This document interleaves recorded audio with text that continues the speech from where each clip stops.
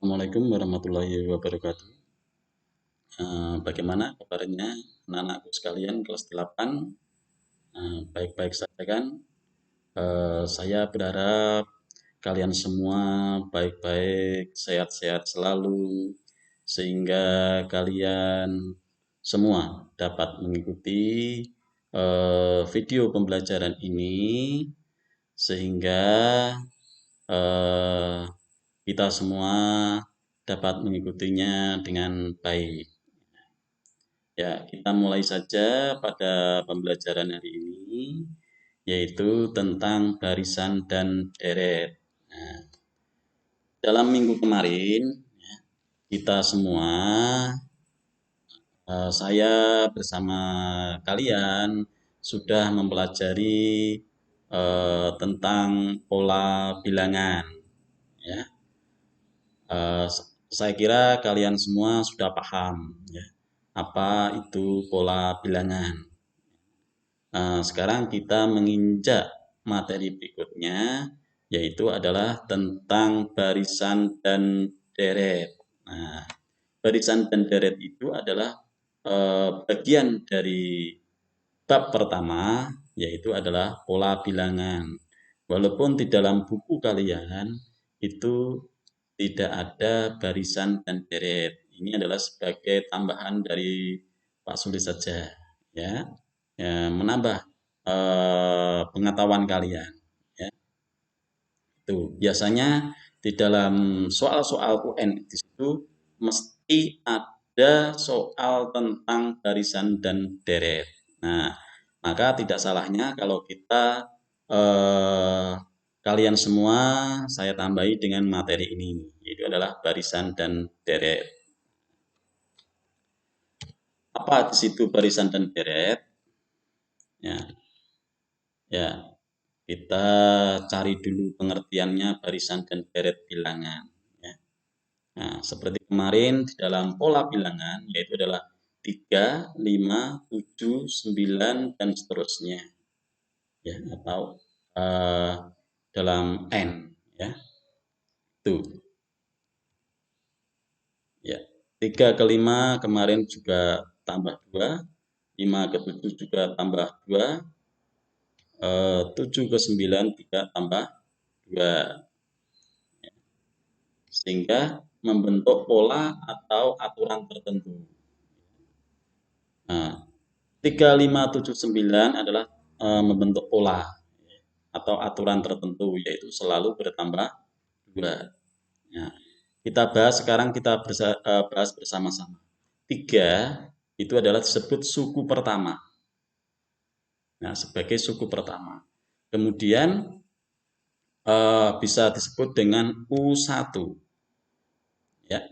Kemudian 5 ini disebut dengan suku yang kedua atau dengan U2 singkatnya.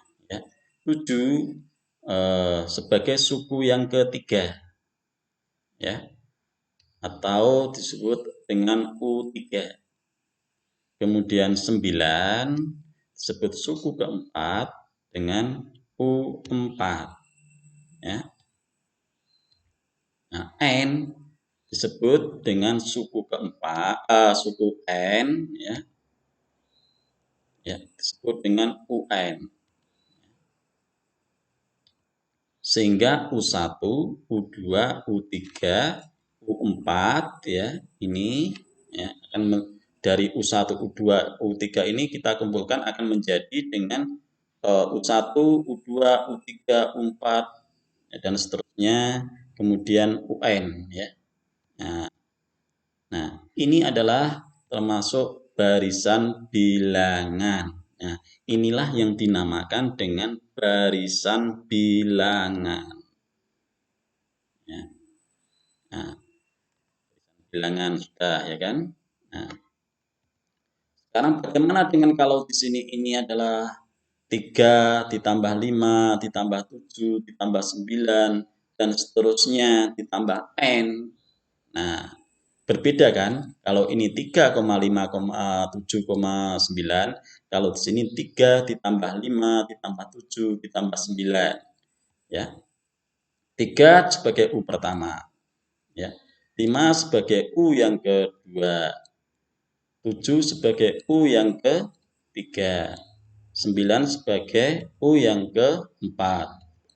Nah, dan seterusnya N disebut UN. Sehingga U1 ya, U1 ditambah U2 ditambah U3 ditambah U4 ya, dan seterusnya ditambah UN. Ini lanjut misalnya UN itu adalah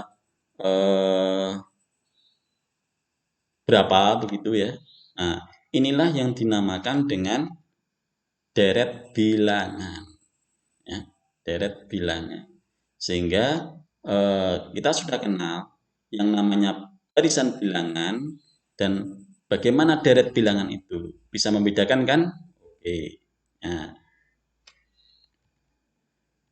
kalau barisan bilangan itu adalah susunan bilangan yang membentuk pola atau aturan tertentu. Ya, sekali lagi barisan bilangan itu adalah sesuatu susunan bilangan yang membentuk pola atau aturan tertentu. Yang selanjutnya, setiap anggota bilangan barisan itu disebut dengan suku, ya, dengan suku tadi.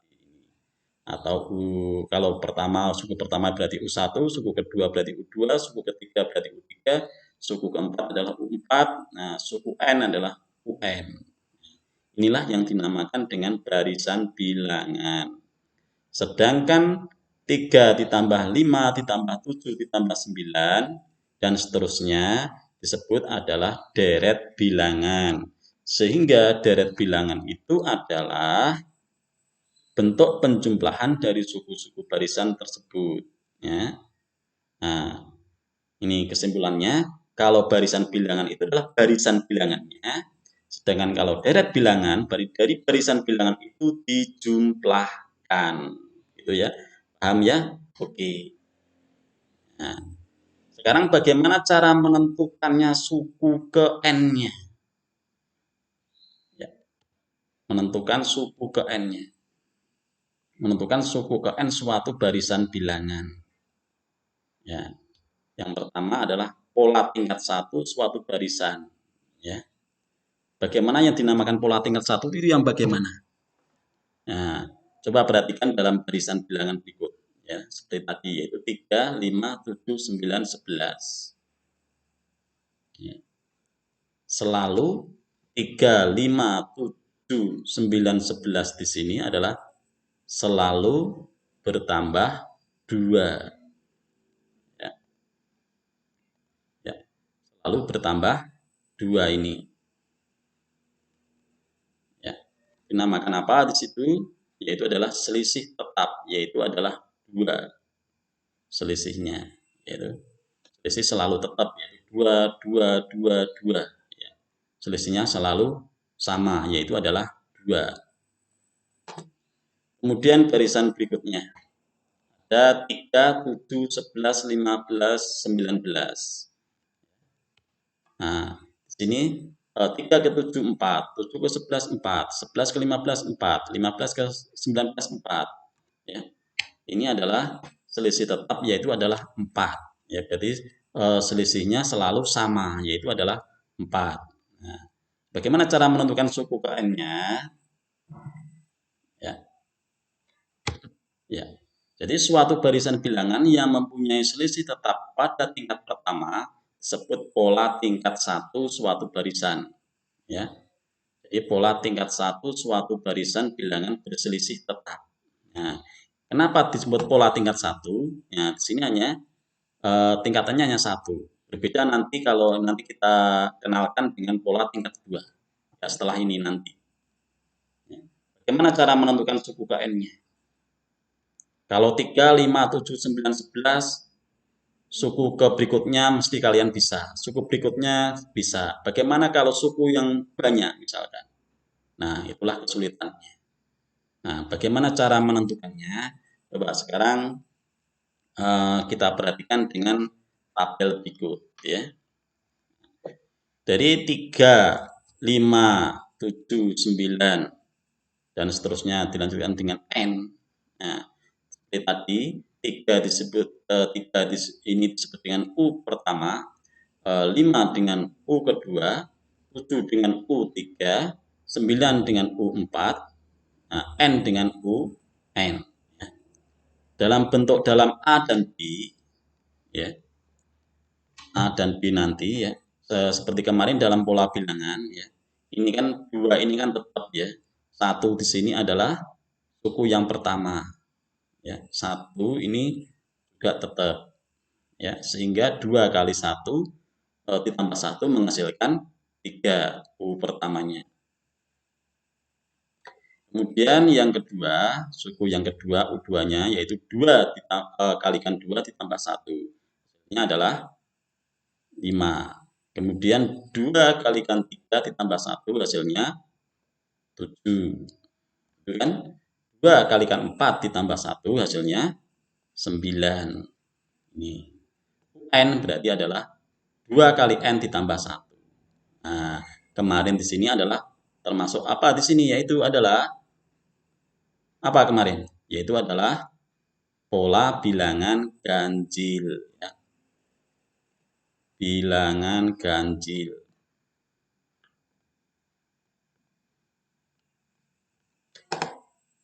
Ya, pola bilangan agak jelek ini.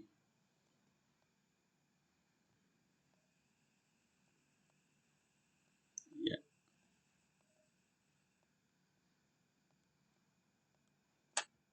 Pola bilangan ganjil ya. Nah, seperti rumus tadi. Seperti rumus kemarin ya, pola bilangan ganjil. Dalam disimpulkan dengan A dan B, yaitu berarti A di sini adalah sebagai duanya, yaitu A kali 1 ditambah B. Kemudian di sini suku kedua A kalikan 2 tambah B. Kemudian suku ketiga A kali 3 tambah B. Kemudian A kali 4 tambah B. Kemudian di sini N-nya adalah AN tambah B. Inilah rumusnya nanti. Yaitu adalah untuk mencari suku ke N-nya, yaitu menggunakan adalah AN ditambah B. Oke. 3 kita terapkan AN ditambah B, yaitu adalah dalam barisan 3, 5, 7, 9, 11 ya.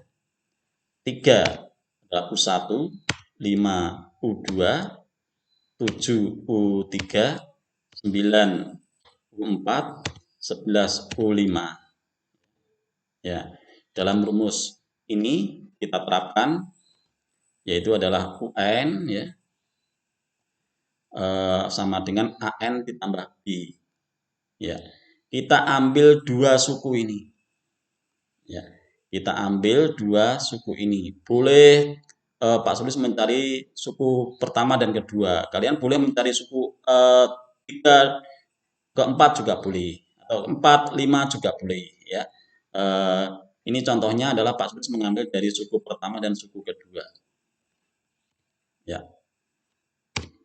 Ya. Suku pertama yaitu adalah dari rumus UN sama dengan AN ditambah B ini, suku pertamanya berarti adalah A kalikan 1 karena N-nya di sini adalah 1 ya, suku pertama di sini 1 ditambah B. Nah, supaya lebih gampangnya kita balik saja ya. Jadi A1 A kalikan 1 ditambah B sama dengan U1. Ya, ini adalah A tambah B sama dengan 3. Dari mana ini A tambah B sama dengan 3? Ya, A kalikan 1 ini menghasilkan adalah A. Ini B, ya. Ini menghasilkan B, sedangkan U1 ini adalah nilai dari ini, nilainya berapa? Ya, ini berarti adalah 3. Nilai U1-nya adalah 3. Nah, kemudian adalah A ditambah B sama dengan 3 ini kita jadikan persamaan yang pertama ya, persamaan yang pertama. Kemudian U5 yaitu adalah U5 U2 ya. U2 ini adalah dari rumus UN sama dengan AN plus B, yaitu U2 berarti adalah A dikalikan 2 ditambah B. Nah, supaya seperti tadi dalam suku pertama, kita balik saja supaya mudah. Nah, ya A2 ditambah B sama dengan U2. Ya, hasilnya adalah ya di sini 2A ditambah B sama dengan 5. Yaitu A dikalikan 2 itu adalah 2A, B ini adalah tetap, sedangkan nilai dari U2 di sini adalah 5. 5 di sini adalah ini. Ya, 5. Ya. Dari U2 ini, dari persamaan menjadi 2A ditambah B sama dengan 5 ini, kita jadikan menjadi persamaan yang kedua. Nah, dari hasil persamaan 1 dan 2 ini kita dapatkan, yaitu dari pertama, yaitu A ditambah B sama dengan 3, kemudian 2A ditambah B sama dengan 5. Ya. Ini kita kurangi. Ya. Oh, ini salah ini. Ini mestinya kita kurangi. Nah, ini salah ini. Ya, salah ini. Ya. Kita kurangi. Ya, kita ganti ya. Nah, A dikurangi 2A hasilnya, A ditambah B sama dengan 3 dan dikurangi 2A tambah B sama dengan 5 hasilnya adalah negatif A sama dengan negatif 2. Ya. Dari mana negatif A ini? Yaitu adalah A dikurangi 2A. Ya. Jadi negatif A di sini adalah A ya dikurangi 2A. Ya, berarti A ini nilainya 1, sedangkan 2 ini nilainya 2. Sama saja dengan 1 dikurangi 2. Berapa? Negatif 1. Ya. Nah, negatif 1 A. Ini kan karena variabelnya A. Sehingga negatif 1 ini tidak perlu satunya tidak perlu ditulis, sehingga akan menjadi negatif A saja. Ya, negatif A saja. Sedangkan 3 dikurangi 5. Nah, 3 dikurangi 5 sama dengan negatif 2. Sehingga negatif A sama dengan negatif 2. Nah, hasilnya adalah A sama dengan 2. Ya, tadi negatif A sama dengan negatif 2. Tinggal A saja, itu sama dengan 2. Ya. A sudah ketemu. Sekarang kita mencari nilai B-nya. Bagaimana cara mencari nilai B? Yaitu dari dua persamaan ini, yaitu A ditambah B sama dengan 3 dan 2A ditambah B sama dengan, kita ambil salah satu saja. Nah, terus mengambil dari A ditambah B sama dengan 3. Ya, kita ganti karena A-nya sudah ketemu sama dengan 2, maka A ini kita ganti menjadi 2. Nah, akan menjadi ini, A menjadi 2. Sehingga 2 ditambah B sama dengan 3. Nah, sehingga kita bisa mencari nilai B-nya. Nah, berapa nilai B-nya? Yaitu adalah 3 dikurangi 2, yaitu nilai B-nya adalah 1. Ya, kalau di sini di SD mungkin nilai B-nya yaitu sama dengan ya 3 ya, karena 2 ini sebelah kiri ruas, sebelah kiri sama dengan pindah ke kanan menjadi negatif 2 ya, sehingga sama dengan 1 gitu ya, sehingga A sama dengan ketemu, A sama dengan 2 dan B sama dengan 1. Bukan? Nah, sekarang kita masukkan A sama dengan 2 dan B sama dengan 1. Kita masukkan ke sini. Dalam rumus UN sama dengan AN ditambah B ini. Ya. Nah, sehingga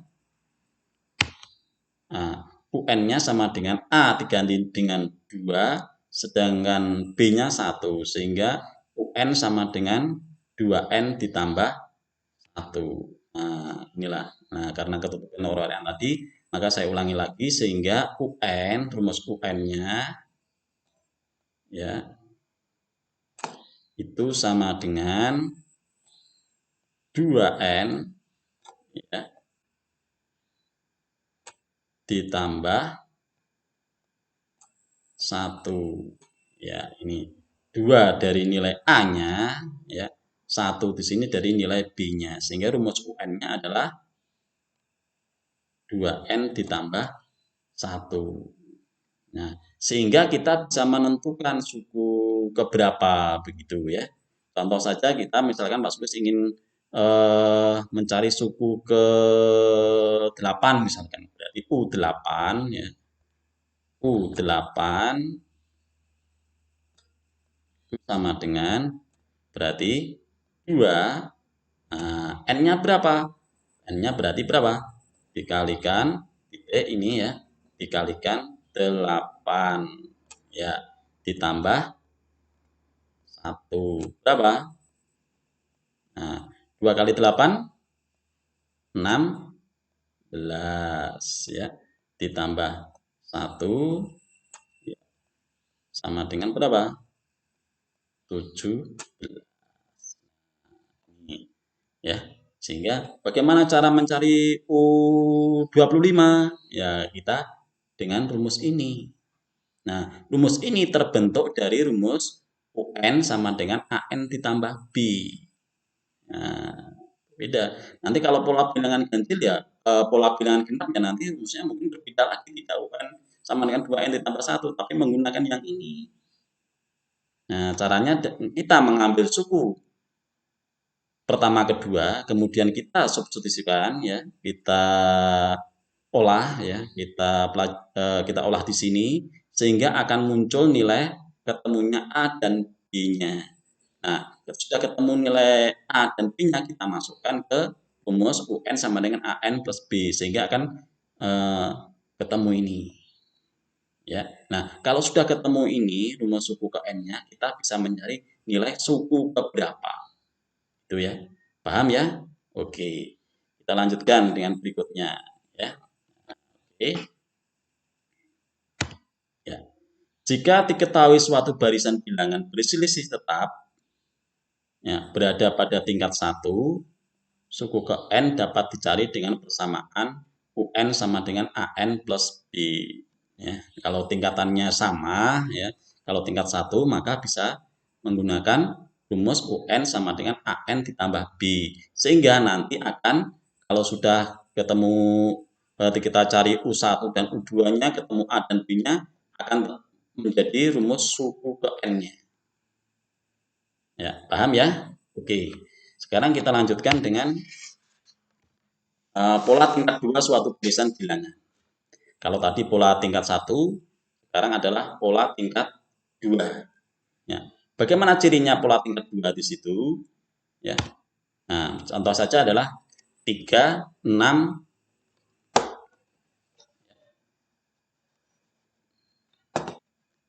3, 6, 10, 15, 21. Nah, mana ini?